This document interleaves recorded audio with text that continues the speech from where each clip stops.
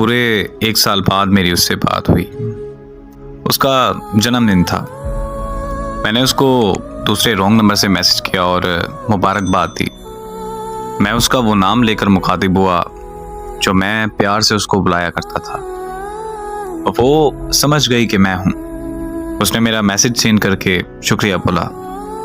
उसके शुक्रिया वाले मैसेज को देखकर मानो जैसे जान में जान आ गई हो। मुरझाया हुआ फूल दोबारा खिल गया हो जैसे। सहरा में बारिश बरस गई हो। मतलब कि मैं इतना खुश था जिसकी कोई हद नहीं। फिर मैंने उससे बोला कि मेरा नंबर ब्लॉक लिस्ट से हटाओ और मैंने तुमसे बात करनी है।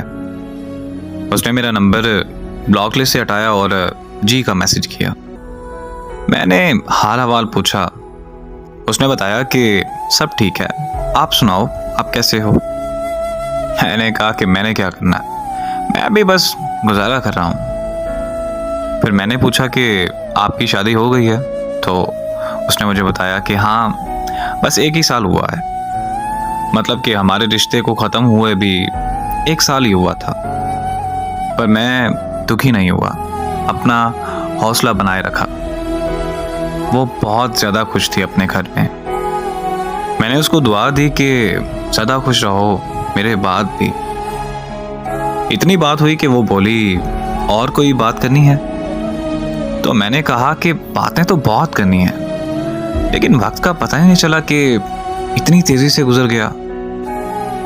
उसने बोला कि मैं आपको ब्लॉक करने लगी हूँ। तो फिर मैंने कहा कि ब्लॉक करना ज़रूरी है। मैं तो अभी पूछ ही रहा था कि वो मुझे ब्लॉक करके चली गई। चाहतों का मान था, अब बस उसके वो अजियत भरे मैसेज पड़े हैं।